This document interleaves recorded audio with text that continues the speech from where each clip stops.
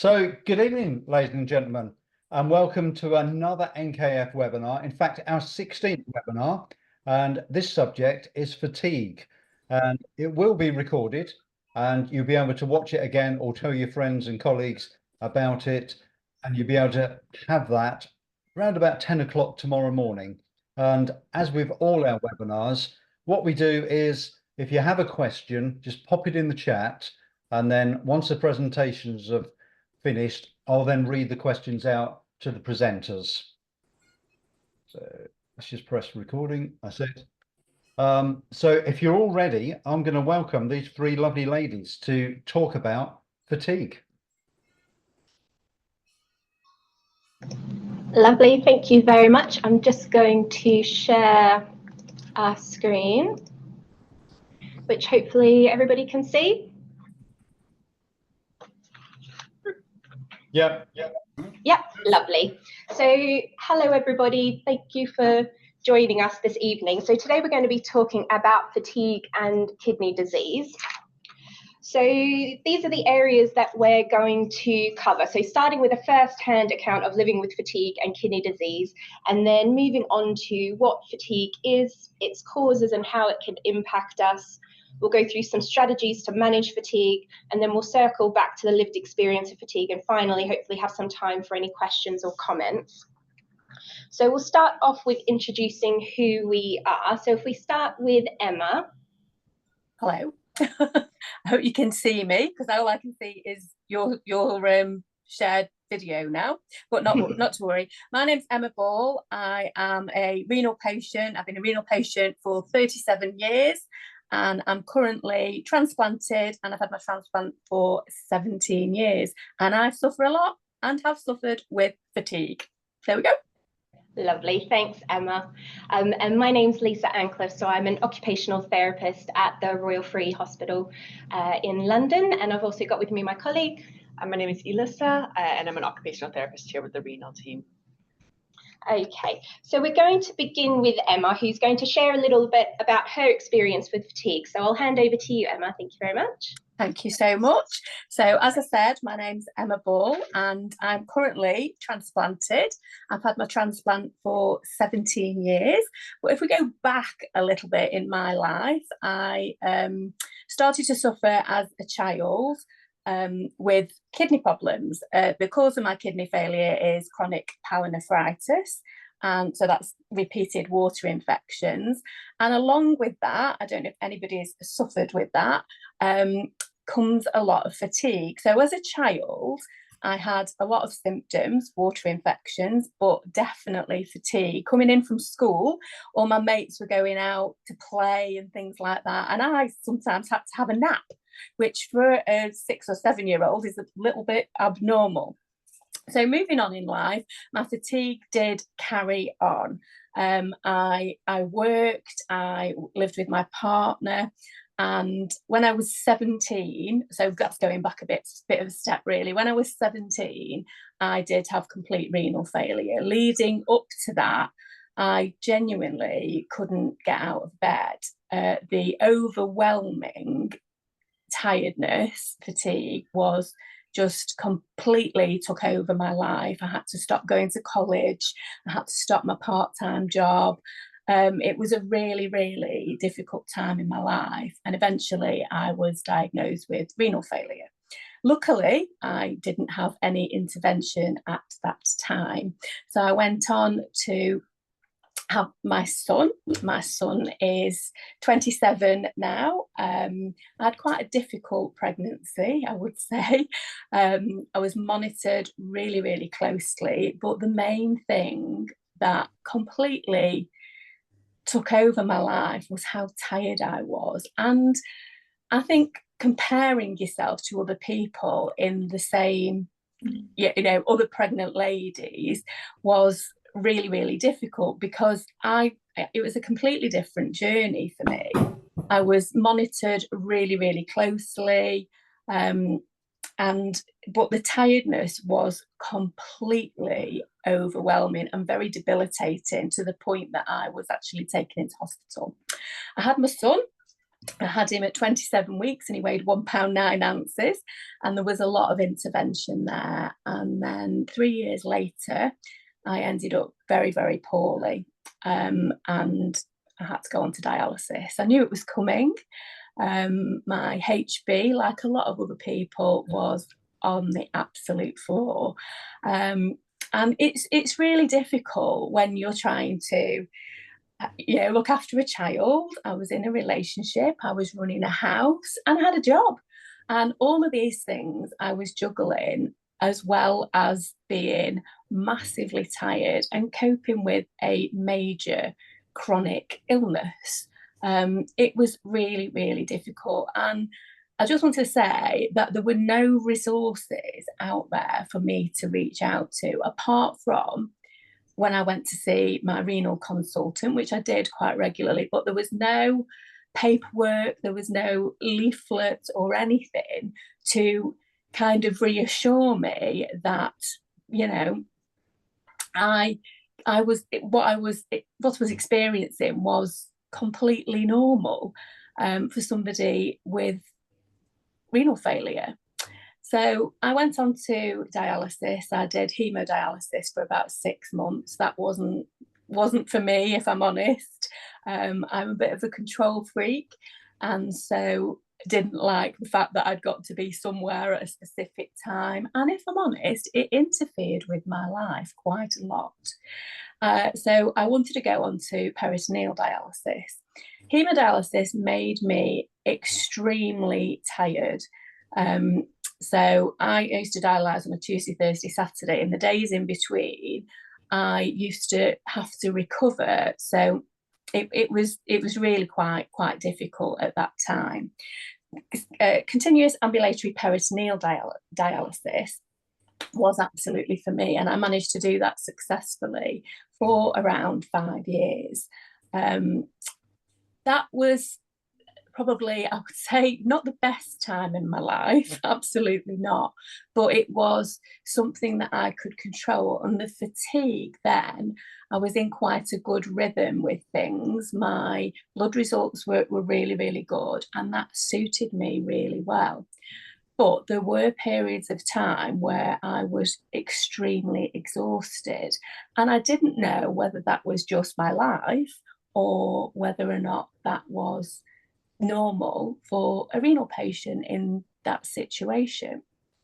Eventually, my peritoneal dialysis failed, and I had to go back onto hemodialysis just for about a year, which again, I'm a bit of a rebel, and I didn't particularly get on with that. However, there is a silver lining, and I will say this on any webinar that I do or any time I talk about my renal failure. I met my husband. He was working on, I was going to say working as a waitress in a cocktail bar, but he absolutely wasn't. He was working on the dialysis ward, and he'd actually had a kidney transplant as well.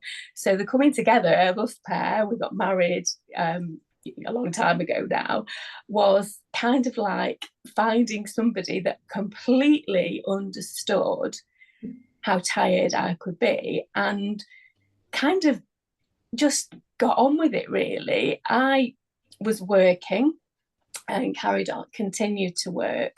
Had my transplant in 2007, which makes me very humble, and I just absolutely, I'm just so grateful, as I'm sure a lot of you guys are, if you're waiting for a transplant.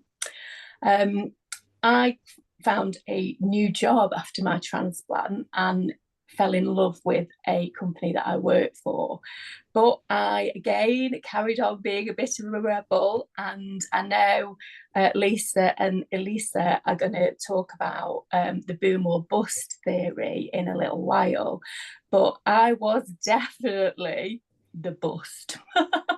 most absolutely 100%. I would keep going and keep going and keep going until I was just extremely exhausted, and then had to have time off and all sorts of things. So I'm a bit of a rebel, I suppose. But you can see the quote that the girls had from me, that fatigue is completely normal as a renal patient. It can be overwhelming both physically and emotionally, and it has taken me personally a long time to come to terms with it. Embracing my new normal as a journey that changes daily, and listening to your body and quieting your mind can be tricky, but it's vital for your own sanity and peace of mind. And I really, really do stand by that. I've had no, like I said before, no leaflets, no support. I've had support from my renal team, of course, but it's really difficult to not compare yourself to other people that are healthy people. Us guys with renal failure, we have a new normal, and you do have to really, I think about that. Years ago, there was no social media, there was no Zoom, there was no Teams, there was none of this.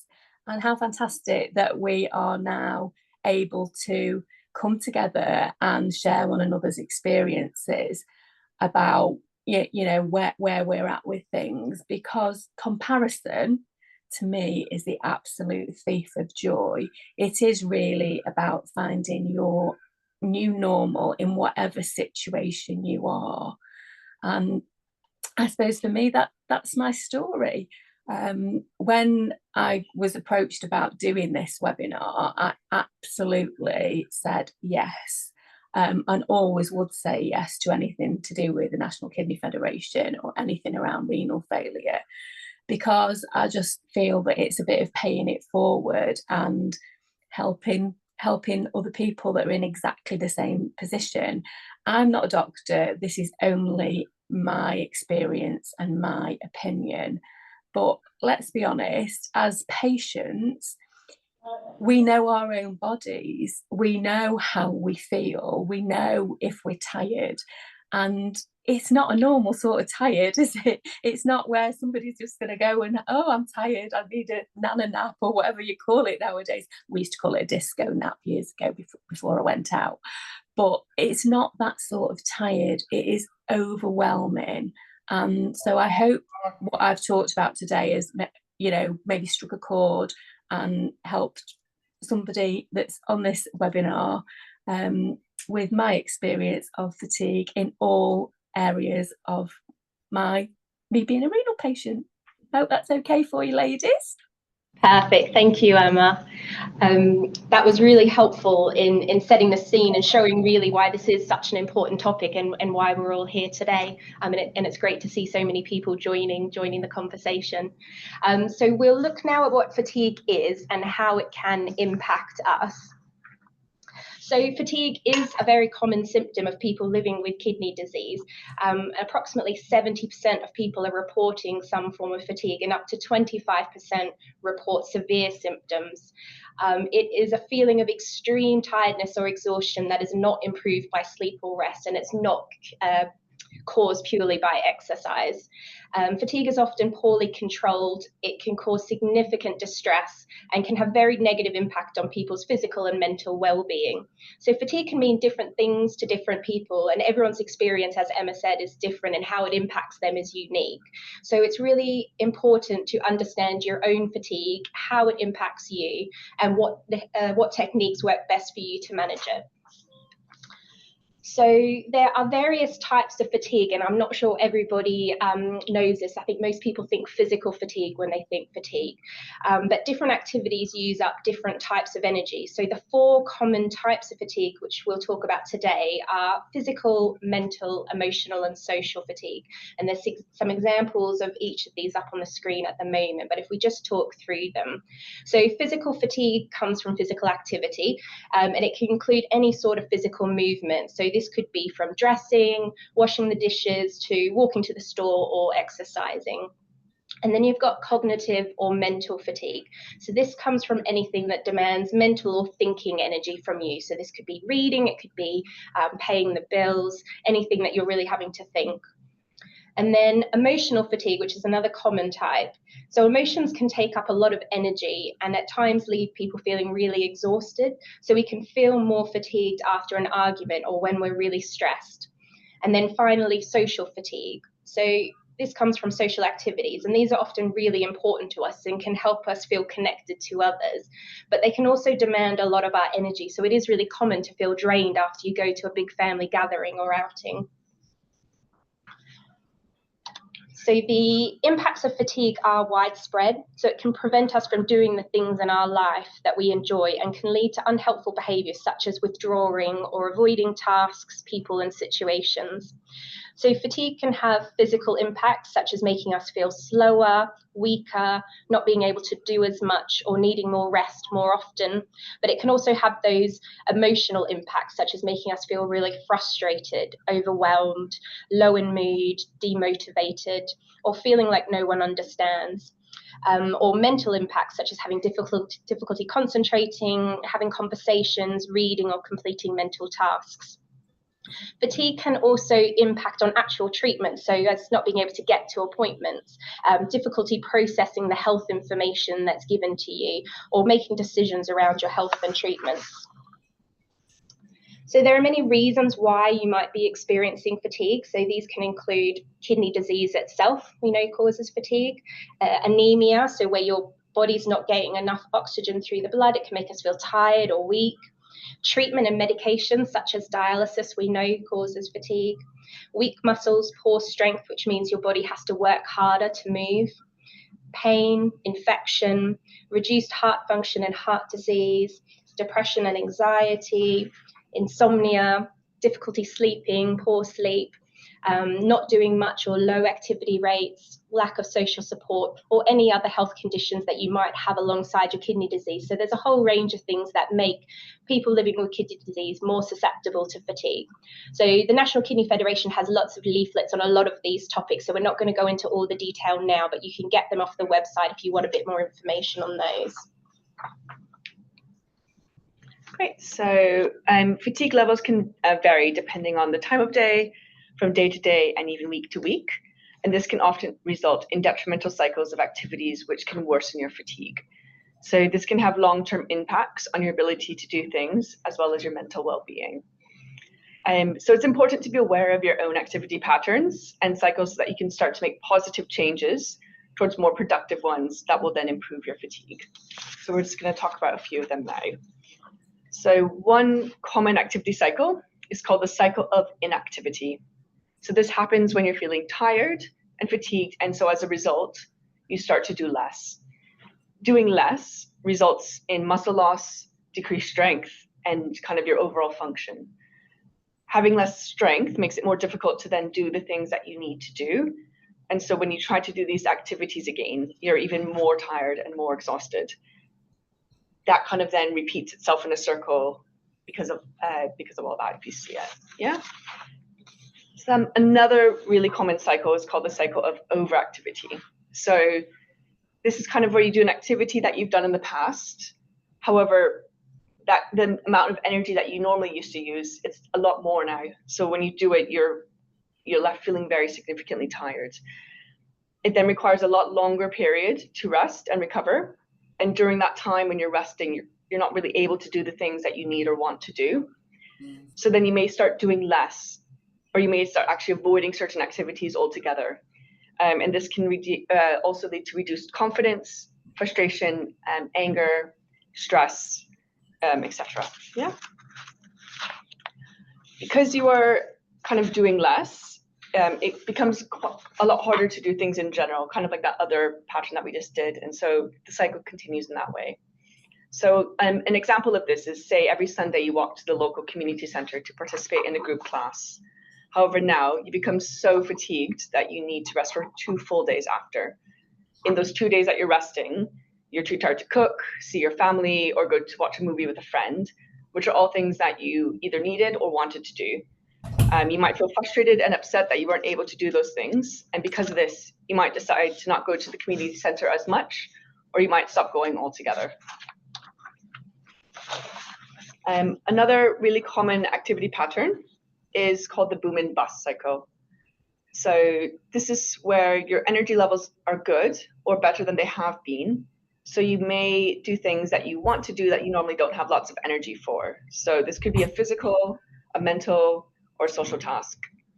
And as you are doing this task, there may start to be some early warning signs, which is your body signaling to you that you have done too much and are starting to become fatigued.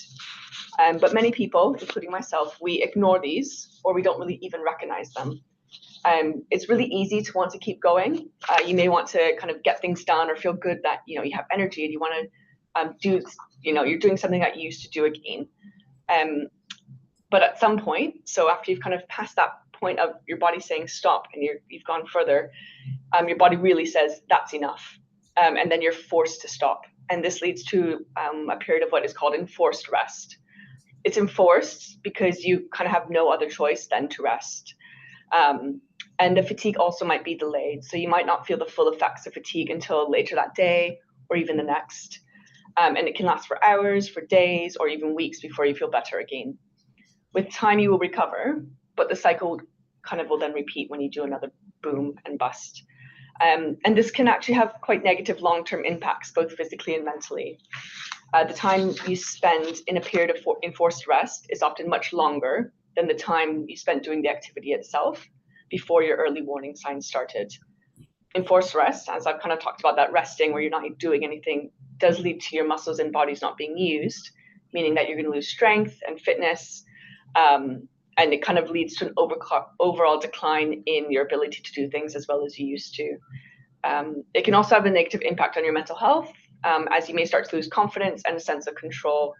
And it's kind of common in these situations to feel anxious or worried, withdraw from certain situations, or become more isolated and lower in mood. So the opposite of these cycles we just talked about would be a productive activity cycle. So that's when periods of activity and periods of rest are a bit more balanced.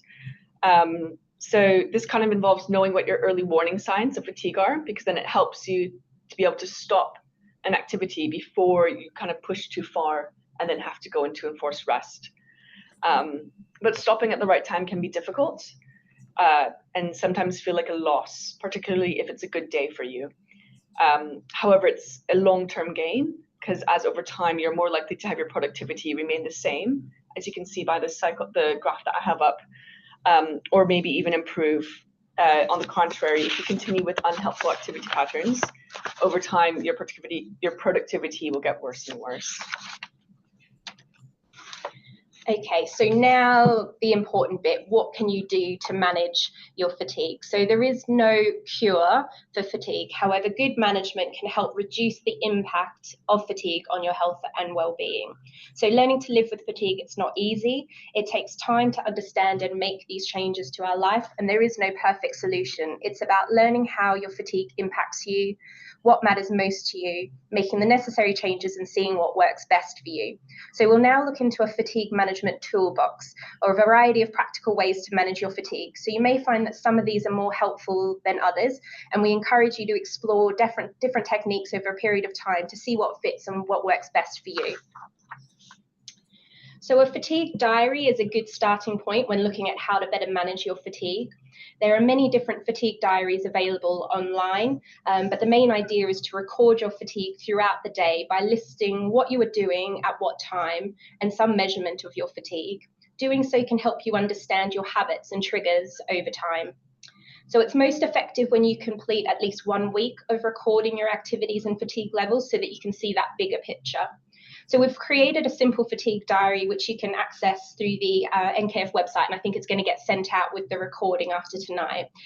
You may also wish to record your activities and fatigue levels in a different way. The main point really is just that you're able to build a picture of what your energy levels are like during and after various activities. It can also be a good way to track positive changes to your fatigue and show what is working well with your fatigue management. So once you've recorded your activity, look back and have a think. So where are you spending your energy? Are there any predictable patterns? So for example, a time of day that you always crash or after a certain activity? Are there times or activities where you have more energy? Do other symptoms flare up at the same time?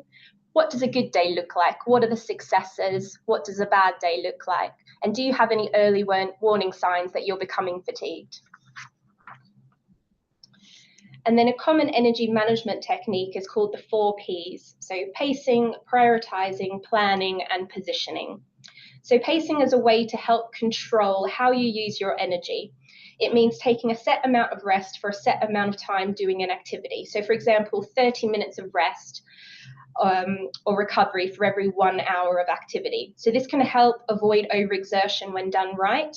Sometimes people use a timer or apps such as Pomodoro to help record their time and make sure they're taking breaks at the right time. And then prioritizing requires thinking about what matters most to you. So you might not be able to do everything you want to do. So prioritizing can help you make choices about where to spend your energy. So everyone's priorities are different, and there may also be external factors beyond your control, such as financial, family, work, and your treatments to take into consideration. And then planning out your day or a specific event, it allows you to think ahead and use your knowledge of your own fatigue to map out how you might go about doing something. So it can provide structure and routine, and can also help when you're feeling mentally fatigued, as you already have a set plan to help you. But do be aware that planning also takes energy, and that not everything is foreseeable. So sticking strictly to a set plan isn't always the reality. So it's all just about balance. And then positioning is another key component of energy management. So body positioning can have a big impact on fatigue. Positioning requires thinking, what is the best position for my body to use the least amount of energy when completing this task? So standing or moving can often cause us to fatigue faster than if we were sitting down. Even being too cold or too hot can impact on our fatigue. So think about how you are positioned when you do certain tasks, and see if changing or modifying this helps to reduce your fatigue. And then grading is a way of breaking down a task down into parts and slowly working your way over time to being able to do the entire task. So for example, if say cooking an entire meal for your family is extremely exhausting and sends you into one of those periods of enforced rest, you can break the task down and try doing only the food preparation in one go, such as the chopping and the peeling, and then leave the rest for later or for somebody else to do. And then once you feel you're able to manage doing this task without overexertion, you can go up one more step and try and do the food preparation plus the cooking, the main dish in one go, and so on, until you reach your goal of being able to cook the entire meal from start to finish. So it may be helpful to think about this in terms of climbing a staircase. So you need to be able to reach that first step before you can try to reach the second one. So with a graded task, you slowly build the capacity step by step to reach the top of the staircase. Now, it might not always be possible to reach the goal of doing something exactly the way you used to, and sometimes we must accept that our new normal is different to what we expected. And this can feel like a loss, but it's actually a positive step forward in helping us better manage our fatigue.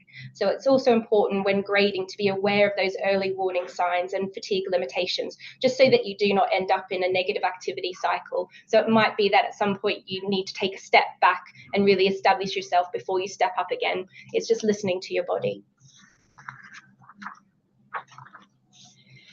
Okay, so exercise for people living with kidney disease has repeatedly been shown to be safe and actually to improve your fatigue.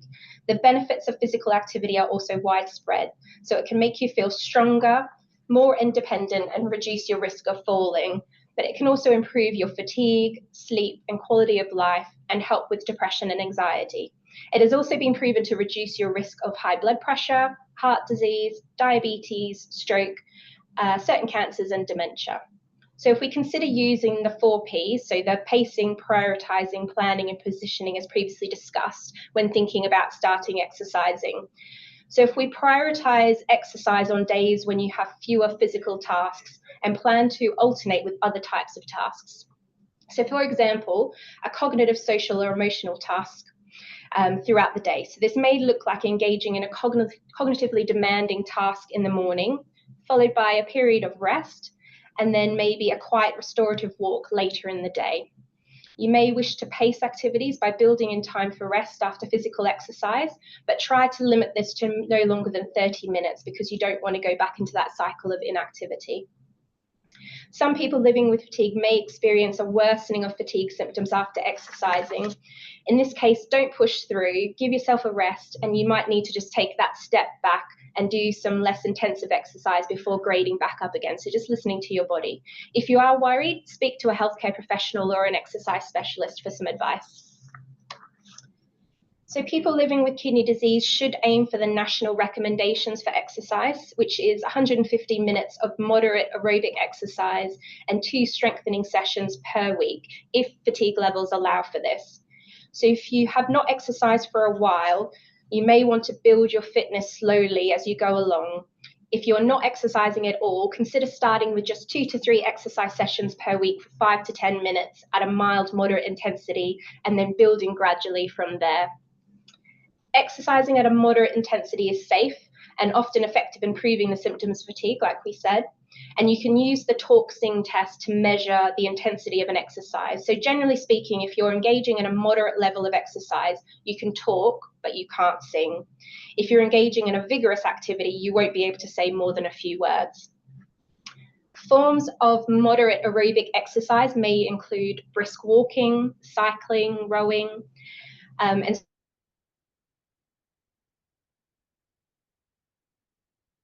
strength sessions could include Pilates or weight. Painful, but it should feel a little bit challenging, just to know that you're working your muscles. Vigorous activity, for example, running, is not generally recommended for those who have fatigue, although everybody has different levels, as we said. So when it comes to exercise, it's just important to be aware of where your limits are. So one really great exercise and lifestyle resource we can recommend is Kidney Beam. So it's a specialist online platform for people at all stages of kidney disease.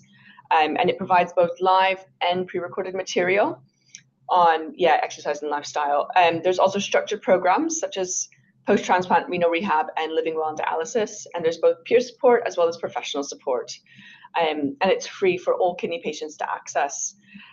You would just need the internet and some way to access the online platform, so like on your phone, tablet, or a computer. So you can either use this QR code, there's a link there, and then it's also actually linked onto the Ancliffe website. Okay. And so another kind of toolbox you can use to help manage fatigue is what we call switching off or relaxation. So switching off or allowing yourself time to recover is a really important part of fatigue management, as it helps replenish our energy level and restores our bodies. It's not being lazy or doing nothing. It's really necessary and should be planned into your day. It can also kind of be thought of as a restorative activity, if you like. So switching off or resting does not mean stopping physical activity. As you could be lying completely still, but your mind is in absolute overdrive thinking about all the things you need to do, which is actually going to cause you mental fatigue. So often it's doing gentle activities or something that helps you relax and recharge, which is best. So everyone finds different things relaxing and restful. It may include seeing a really good friend, a hot bath, really like gardening, reading, or a calm walk in the park. But the key really is to just finding what helps you switch off, and then planning frequent breaks throughout the day where you can do that and kind of do a relaxing task. So it's far more effective to take shorter periods of rest more frequently, so little bite sizes throughout the day, rather than really long periods of inactivity. And if you can take those short breaks to kind of rest and replenish yourself, that can often help your energy levels and keep your fatigue a bit more manageable. So sleep is a key part of health and well-being, as well as managing your energy and fatigue. And I'm quite aware that lots of people who have fatigue also often have sleep problems, and it can be very frustrating and impact your quality of life. So understanding your sleep patterns can help you make necessary changes, just like the fatigue diary we mentioned. Kind of logging a history of your sleep can be quite helpful, just to get an idea of your patterns and stuff. So if you note things down, you kind of want to think about what times that you sleep and wake up, your positioning. For example, are you in bed? Are you sleeping on the couch? Are you falling asleep on the chair? Any naps that you might be having throughout the day, and at what time, when you're taking your medication, and any effects that might have on you, what you're eating and drinking, and at what times, and other things like pain, walking and waking up at night to use the toilet, and then what you're doing before bed. So, are you watching TV? Are you reading, working, exercising, etc.?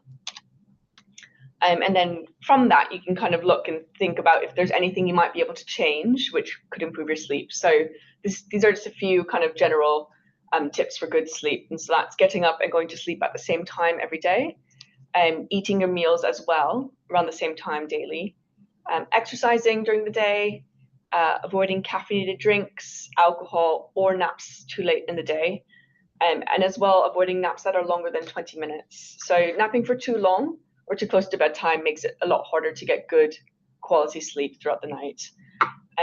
Ensure your sleep environment is dark, comfortable, quiet, and if possible, try not to use your bed for anything other than sleep and intimacy. If you can, keep your bedroom between 17 and 20 degrees, which I know is specific, but more or less if you're too hot or too cold, that can actually really impact kind of that deep sleep quality. And then turning off any television or screens a few hours before you go to bed. If you do notice a connection between your medications and your sleep, it might be worthwhile to just speak to your GP about it or another healthcare professional. So last one that we're going to go through is an energy bank. So some people find it helpful to understand their energy and fatigue through what we call an energy bank. So in this metaphor, your energy is like money in a bank. There's a limit and it needs to be spent wisely.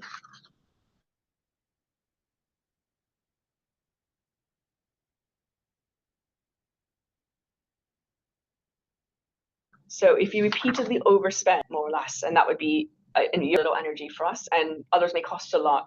So you kind of budget your energy so that you don't overspend.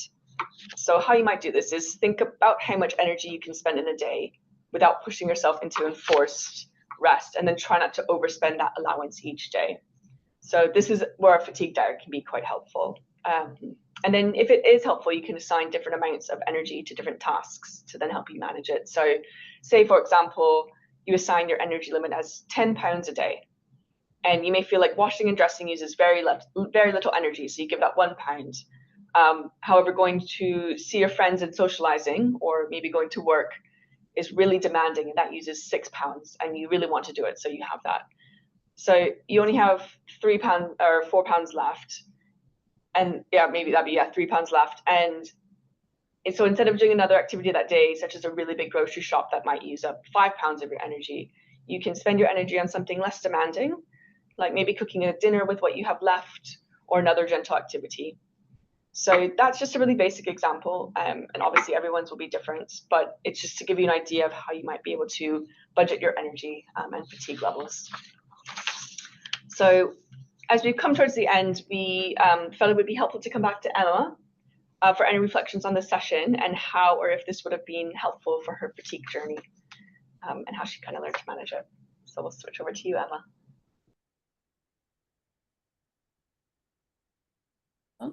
Oh, I've unmuted myself. Phew. I think this would have helped me massively, because it's very reassuring to know that there are people experiencing the same thing, and the presentation that you've just given is it kind of touches all bases. I would have no money left in my piggy bank, absolutely none, because I'm not getting dressed. I sometimes spend all day in my pajamas, and I may be terrible for that. But also, I've just browsed through some questions on the chat, and I hope we do get some really good questions, because the people are obviously very interested. I feel for Susie. So Susie, if you're listening to me, she feels like she's been hit by a bus with fatigue, and gosh, do I understand that absolutely massively. And I think pacing has definitely, it's something that I've learned to do, but Susie's just said that she's going out tomorrow. Good for you, Susie. But she's had to today not do anything. So she is pacing, and she's obviously learned that about her body. But the presentation that you've just done is going to reach out to so many people. And I know that quote, "Don't measure yourself by anybody else's ruler," I know you like that and stole it from me, but that's fine, you can have it. But that is so true, and I just think that this whole presentation is just so reassuring for people with any sort of kidney issues at all. There's been some great questions about lots of stuff, so yeah, it's been great, absolutely brilliant. So thank you so much for having me. Definitely. Perfect. Thanks so much, Emma. No, it's been an absolute delight having you join us, and it's such an important part is to hear that experience, because it's why this is so important. So hopefully this session has been useful and everybody's gained a better understanding of fatigue and some strategies to go away and have a try. I guess the main takeaway that we wanted from this is that there is no one size fits all. Everyone experiences fatigue differently and will find different things helpful in how to manage that. So what works for one person might not work for another. And also someone might experience more physical fatigue, whereas actually somebody else is suffering more from emotional or mental fatigue. So that's why it's not about comparing yourself to others. All of those experiences are valid experiences, and it is worth speaking to your healthcare professionals if you are experiencing any of these. I think some people think that they just need to put up with it, but it's always important to raise it to your healthcare team so that they know that it's something that you're struggling with. The important thing really is just don't ignore it. So listen to your body, get to know your triggers and your limits, and hopefully through trial and error with some of these strategies and making some small changes, you'll be able to see a difference. As we said, unfortunately, there's not a cure. We really wish we had a magic potion that could take all of this away for you, but we can't. But hopefully with some management strategies, we can at least reduce the impact that it's having on your lives, and making sure that everybody's still able to do the things that are important to them, because that's why we're all here on earth, isn't it? We want to be able to do the enjoyable things that we want to be able to do. And I think that's a success if it's not limiting you in what you can do. So thank you very much for listening to us. And I think we should have time for some questions. So I might hand back to Pete. Ladies, thank you very much. And you've certainly hit a chord, because I've never seen so many questions pop up on here. So let me see if I can get through them in the next 15 minutes. But if I don't get to your question, I do apologize, because we've literally got so many. So let's start at the beginning. Why is protocol set at the maximum of 120 as I'm on EPO and want to become active? So I guess to caveat that we are occupational therapists, so we're not part of the medical team, we're not pharmacists, so I don't know if we want to get in too much detail in terms of answering medical protocol, but I guess it's always worth talking to your healthcare professional about that. But yeah, I wouldn't want to step outside my remit as an occupational therapist. Absolutely understandable. Are levels of fatigue and nausea taken into account by a doctor in deciding if a patient needs to start dialysis? I think it would be, and I think that's why it's really important that you do tell your healthcare professionals how you're feeling, because I think obviously, and again, not speaking as a doctor, but they're looking at your bloods and they're looking at certain things to make a decision about when you start certain treatments. But part of that is also the symptoms that you're experiencing, because again, it's everybody's different within their blood levels in terms of what their tolerance is and how it's affecting them. So I would say that it should be taken into consideration if you're getting more and more severe symptoms, that potentially is a sign that something needs to be looked at. But it also could be that there's some other options to try to help manage some of the symptoms outside of starting treatment. So I think it's why raise the question, say how you're feeling, and then it's tapping into the whole healthcare professional team around you. So there's all different professionals that will look at different aspects. You've got your pharmacists, you've got your dietitians, you've got your therapists, your doctors. So, but at least if you tell somebody how you're feeling, then they can work out who's the best person to give you some advice and help you. And that may be that it's time to start a treatment. It might be that it's actually linking in with a therapist to try and go through some lifestyle changes. But yeah, it's always important that it should be taken into account. Can I just say, as your EGFR as a patient, is it okay for me to talk like Absolutely.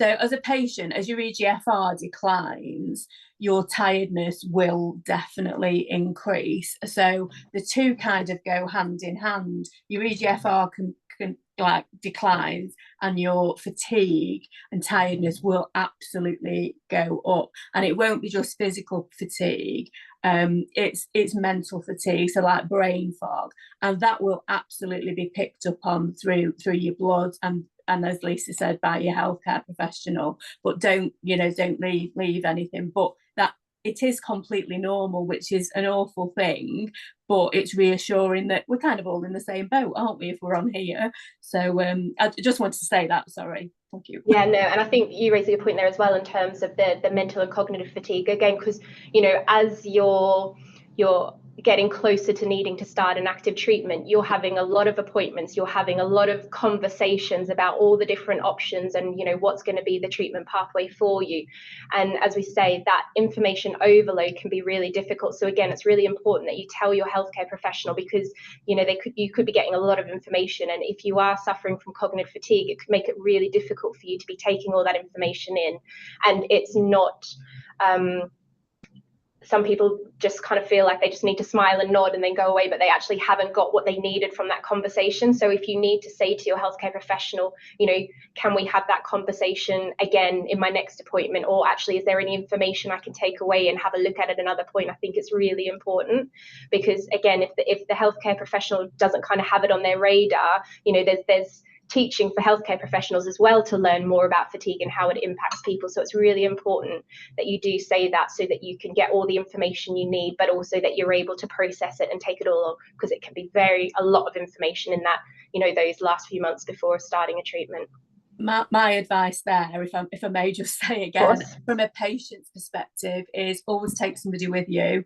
Never be afraid to ask a question. And one of the things that worked for me most definitely was I recorded. I checked that the consultants were okay with it, and I recorded, because you're so overwhelmed in that melting pot sometimes. It's information overload. You're already, your head's buzzing, but I just think going away and looking at it again gives you a different perspective, if you like. So recording stuff really has helped me. I don't know if that's useful. Thank you, Emma. I don't know if this is a question or a statement, really. I'm on stage 5, not started dialysis, but last night I slept 15 hours and still tired. Yeah, and I guess that's what we're talking about the definition of fatigue. It's, it's not related to I guess normal functioning, because you would think after 15 hours that you'd feel rested, but the fact that you're not is a symptom of fatigue. It's the same thing, if somebody runs a marathon, it would be a normal experience for them to be absolutely exhausted afterwards. That's in proportion to the level of activity that they've done. But if you're getting up and having a shower and getting dressed in the morning, and then you're then wiped out for the rest of the day, that's disproportionate to the activity. So I think that's what we're talking about in terms of the definition of fatigue. It's unrelated to what you would think is a normal functioning. So that could be related to the amount of rest, or it could be related to the amount of activity that you do, but you're having this disproportionate reaction, if that makes sense. Now, this next question says, I have type 2 diabetes and stage 4 kidney disease. I'd like to know how other people cope with both conditions. So probably in your experience, Elyssa, how other people cope. I mean, I'm not sure if that's more a peer support question or not. I mean, it is a very common combination for people to have diabetes and kidney disease. And, we do know that people with kidney disease quite often do have lots of other conditions happening in the background. And I think that's what when we were talking about the causes for fatigue. It is multifactorial. It can be really hard to pinpoint exactly what it is that's causing your fatigue. It could be other conditions. It could be the kidney disease. It could be anemia. It could be so much things. So although we're obviously talking in the context of kidney disease, we kind of just need to look holistically at somebody and how they're managing and try and help. And I think, so I don't know if I'm really answering the questions, but I think it's just reassuring that is common. And I think it is just making sure that we're looking at the person in front of us, finding out exactly how they're impacted by all of their health conditions that they have, that we're not blinkered and just focusing on the kidney. We're looking at the whole person and trying to support them as best as possible. And I think a lot of this is reassurance, and you're not alone. Absolutely. Because I think so many people have come together this evening and realised they have got the same common Yeah. theme. Yeah. And here we go again. I'm on dialysis 2 days a week. I feel tired after dialysis and I can't do much for the rest of the day. Luckily, I have little more energy on other days, and I also have trouble sleeping. I've learned to pace myself and grab rests when I can. Another common theme, I presume, Lisa?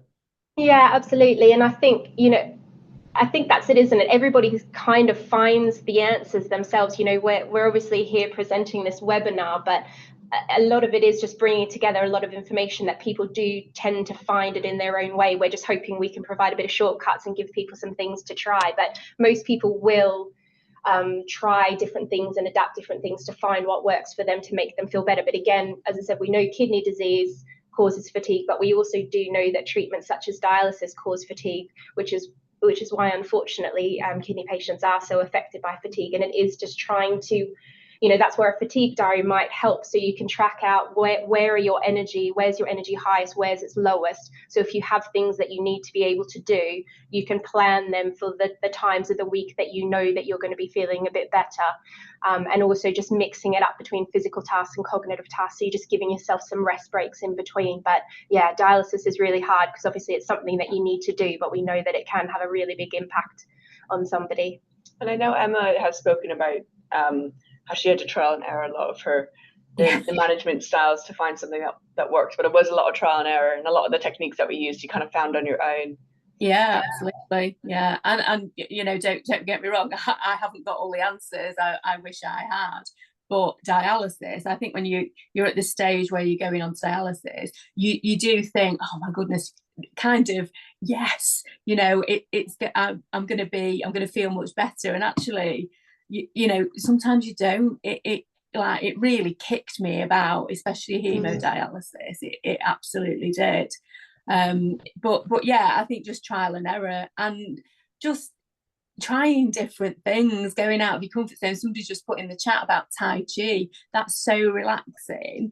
And you mentioned a lot of relaxation methods, and it's really hard to quieten the noise in your head because you're in like a bit of a furore, with this, and you can't switch it off. You can't think, oh well, I'll forget about that, because it's the situation that sadly all of us are in. So yeah, I agree. But yeah, and someone else has put here, I often feel overwhelmed feeling of exhaustion, but I cannot go to sleep. Is this normal? Yeah, and again, there's different reasons for that, and it's trying to find what works for you to help sleep. It could be, trying a different, wind down routine before you go to sleep, because sometimes, especially if somebody's got a lot going on or they're really worried about something, it's not the physical side of things that's stopping you sleeping, it's your mind is still active and you're going through everything. So it might be that, having, I don't know, a relaxing bath before you go to bed, or something that just helps you switch off.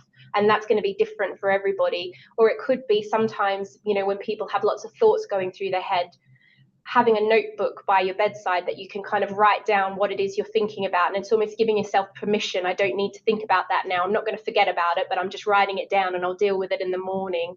Sometimes that can work for people, but it's just trying different things to see what helps. But it's very common. Again, not to sound all doom and gloom, but we also know that people with kidney disease also do struggle with sleep a lot. That's a whole nother webinar in itself. But it's why kind of symptom management is so complex, because everything also kind of interacts with each other. And it's, we're obviously doing this webinar on fatigue, but fatigue is impacted by sleep, sleep's impacted by fatigue. You've also got pain, you've got all these other things that, talk to each other. And so, yeah, it's almost about you having to tackle a few different things to try and get to the point where it's impacting on you less. But as I said, it'd be a 5-hour webinar if we were trying to cover all the different symptoms. But yeah, very common. And I think it would be a 5-hour webinar if we answered all the questions as well, because coming in. So well, also happy if you want to, if we don't get through all the questions, if you want to send us somewhere, also happy to kind of reply offline that can be sent around to everybody as well. I think that's what we're going to have to do that as well. Yeah. So let's do a couple more. I struggle with certain foods being high in potassium, so I have less energy because I'm not eating as well. What is the answer really? I mean, again, making sure that I'm utilizing my colleagues appropriately. It might be worth just seeing a dietitian to get some advice on what's best, because obviously it's very complicated. You know, diet's really complex for kidney patients, and so it is just finding the right level that you're still getting all the nutrients and the right things that you need from your food, but also that you're keeping an eye on your safe levels for your body. So I think if you're struggling with finding the right levels and you feel like that's part of the things impacting on you, I'd say ask to see the dietitian, who can give you some really good one-to-one advice on how to modify your diet. Because I think sometimes people just kind of cut out everything, but you still need a little bit of things in your diet. So I think, yeah, talking to a dietitian would probably be a good idea. There is a lot of resources online about kidney diets, definitely. I know this, obviously you've got some on the NKF, but protein as well. I know as kidney patients we have to be very careful with protein, but protein-rich foods will give you more energy, but it's just finding the balance, fine-tuning really. Yeah. As I say, we've run out of time. We've got so many questions here. And I think one of these statements or questions sums it up. Oh my God, this is so me. That's Susie. That's Susie. Yeah. So I saw her question. Sorry for talking across you, Elyssa, but I saw her pop up and say, "Oh my gosh, this is so me." And it worked. You're not on your own, Susie. There's probably 130 other people all nodding. Zoe, I can see you nodding. You know, so you're absolutely, Tracy, I can see lots of people nodding. You're absolutely not on your own. It is, and it's how reassuring is it that to be in a safe place where people, not just health professionals, definitely myself as a patient, but lots and lots of other people putting questions in to say that you're not on your own. You know, it's a lonely thing, kidney failure. It can get emotional, but it really can be very, very lonely. And it's you're not on your own, I suppose, is the main thing. Sorry. No, I think that hits the nail on the head. I think that's part of why, you know, we were so keen to do this, and we're also developing a leaflet that's going to come out via NKF as well. But, you know, I think up until now, it's always been a bit of a taboo subject, that it just wasn't discussed, even though we know it's so widespread and so many people are suffering from it. So we just wanted to open the conversation. We just wanted to normalize it, that you know, there's a lot of people feeling like this, and you don't have to suffer alone, and you don't just have to put up with it. You know, we can try things. So yeah, it was just such an important conversation to open up, I think, and hopefully, as I said, get this information out to you, but also we're very keen that we're spreading the word around our colleagues as well, and make sure as healthcare professionals that we're also have it on our radar, and that we're asking more as well. You know, not just waiting for people to tell us, but we're actually asking the question how somebody is feeling. Thank you ever so much, ladies, for this evening. We've done 16 of these webinars, and I think this has been the best one. And I don't say that every time. So it has been recorded this evening, the hour webinar. It will be watch again around about 10 o'clock tomorrow morning from our website. So that's kidney.org.uk. Tell friends and colleagues about it as well, how good it was. We'll try and keep all these questions, and I'll send them to Elyssa and Emma. So hopefully we can respond, because I can see now there's 42 questions I haven't read out. So there's a lot of questions. So we have hit the spot. But thank you ever so much. We'll do some more webinars after Christmas. We've got loads more subjects coming up as well. So thank you very much to everyone that's attended this evening. Thank you for having us. Thank you so much. Thank you.